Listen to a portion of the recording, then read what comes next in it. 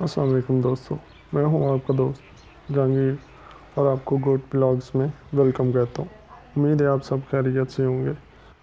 گوٹ farming میں تقریباً 70% اخراجات جانوروں کو اچھا چارہ اور متوازن خوراک فراہم کرنے کے ہوتے ہیں۔ جس طرح ہم انسان مختلف چیزیں اپنی خوراک میں شامل کر کے اپنی خوراک کو متوازن خوراک بناتے ہیں، اسی طرح جانوروں کی خوراک میں بھی ہم مختلف چیزوں کو شامل کر کے انہیں ایک اچھی خوراک مہیا کر سکتے ہیں۔ ہم اپنے جانوروں کی خوراک کو متوازن بنانے کے لیے انہیں چارے کے ساتھ مختلف درختوں کے پتے بھی کھلاتے ہیں۔ ہم نے اپنی فصلوں اور فارم کے ارد گرد اس طرح کے درخت لگائے ہوئے ہیں جن کے پتے ہمارے جو بکریاں ہیں وہ شوق سے کھاتی ہیں۔ آج ہم اپنی بکریوں کو شہتوت کے پتے کھلانے لگے ہیں، تو میں نے سوچا کہ میں آپ لوگوں کو بھی دکھاتا ہوں کہ بکریاں شہتوت کے پتے کس طرح شوق سے کھاتی ہیں۔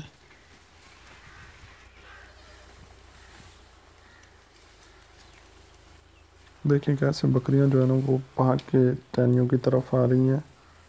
اور یہ جو شہتوت کی ٹہنی یہ بہت شوق سے کھاتی ہیں۔ دوستو ایک چیز کا خیال رکھیں کہ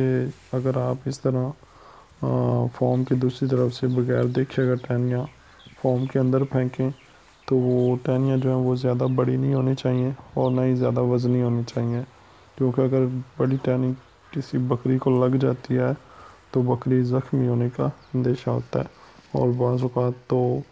اگر زیادہ لگ جائے تو بکری کی ریڑھ کی ہڈی بھی ٹوٹ سکتی ہے۔ تو اس لیے یا تو ہمیشہ فارم کے اندر آ کے ان کو ڈالیں، یا اگر اس طرف باہر سے پھینکیں تو آپ کی جو ٹہنی ہے وہ چھوٹی ہونی چاہیے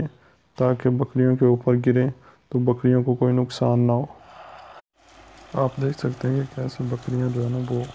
ایک طرف سے بھاگ کے دوسری طرف آ رہی ہیں۔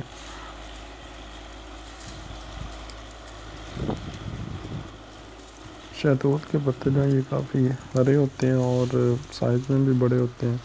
جس کی وجہ سے یہ جو ہے نا ان کی تعداد بھی کافی زیادہ ہوتی ہے، تو یہ جانوروں کی صحت کو بھی بہتر بناتے ہیں اور ساتھ ہی ساتھ چارے کے اخراجات کم کرنے میں بھی کافی مددگار ثابت ہوتے ہیں۔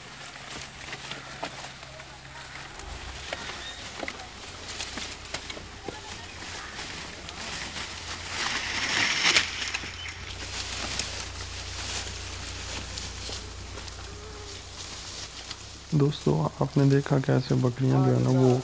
شہتوت کے پتے شوق سے کھاتی ہیں، اور نہ صرف پتے کھاتی ہیں بلکہ ٹہنیوں کی کھال تک اتار کے کھا جاتی ہیں۔ آپ کو نظر آ رہا ہوگا کہ یہ جو سامنے ٹہنی ہے یہ کیسے انہوں نے ان کی کھال اتار کے ان کو بالکل سفید نکال دیا ہے،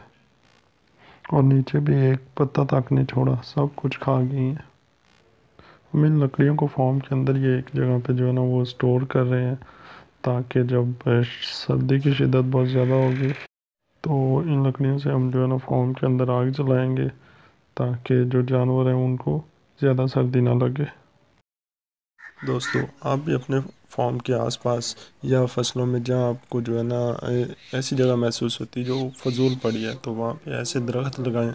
جن کے پتے بکریاں شوق سے کھاتی ہیں۔ ایک تو اس سے چارے کے اخراجات کم ہوں گے، دوسرا آپ کو سردیوں میں اپنی فارم کو گرم رکھنے کے لیے لکڑیاں بھی مل جائیں گی۔